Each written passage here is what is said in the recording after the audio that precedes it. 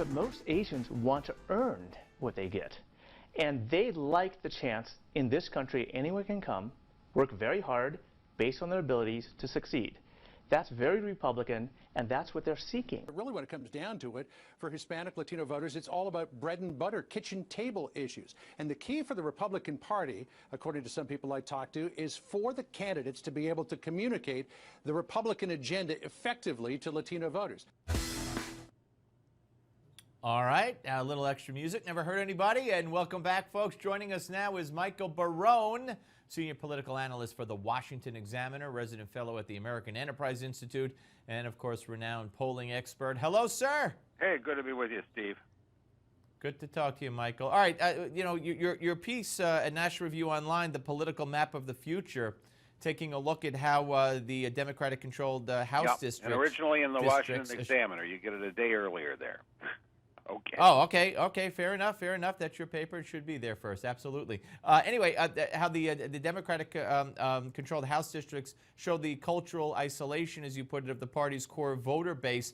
Before we get into this, let me ask you how tomorrow's pending executive order by President Obama will maybe shift any kind of landscape that we're seeing right now. Well, I think if you look at the overall electorate, most voters think this is a bad idea or it is a bad procedure or both. And I think that it's possible that it's going to ignite a sort of firestorm.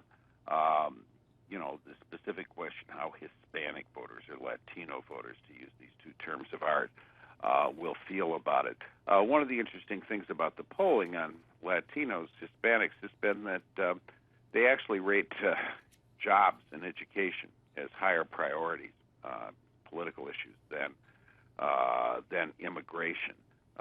By no means all of them are, you know, involved personally or linked to somebody with an immigration problem or want to get more people in or whatever else. I think that there will be some positive reaction, but the fact is that President Obama and his party have suffered some slippage with this group, in part because they're not, President Obama has not done anything about immigration. The Democrats did not pass the so-called comprehensive immigration bill when they had the votes in 2009 and 2010. It just wasn't a priority. You've had the president promise to do something before the election to issue this order, and then he waits till after the election. There's been some negative feedback about that, a sense that people don't care, that the Obama administration doesn't care. And I think more importantly, this is a group of people that by and large are interested in jobs, are interested in economic growth, are interested in having opportunities. They had great hopes for this president and this administration and this party. Those hopes have been dashed.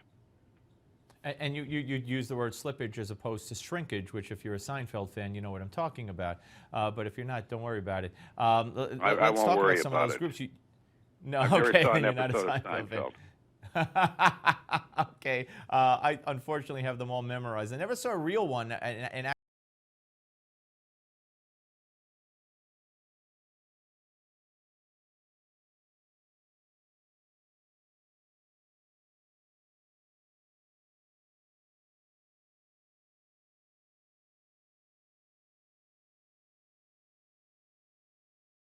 non-white, and they analyze the electorate in terms of whites and non-whites.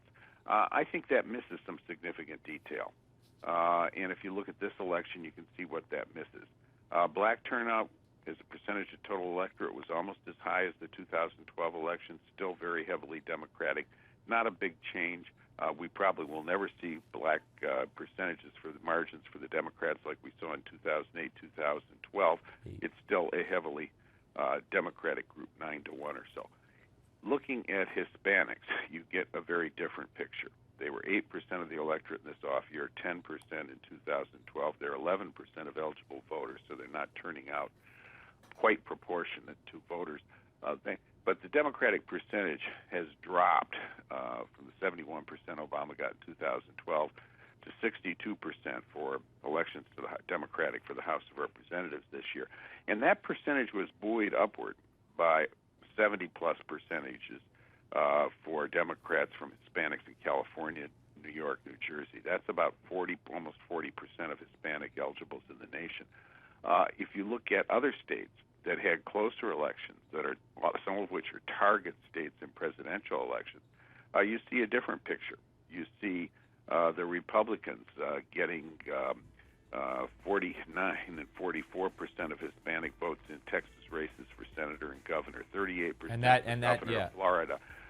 That is huge. 45% or more in Georgia, in Kansas. Pat Can Robertson. that continue, Michael? We're almost out of time. Could that continue? I think they're up for grabs. These are relatively new voters. They're looking for things they haven't got. Republicans have an opportunity. Great. Michael Barone, great to talk to you as always, sir. Thank you very much. Thank you. Bye-bye. All right. We're coming back, folks.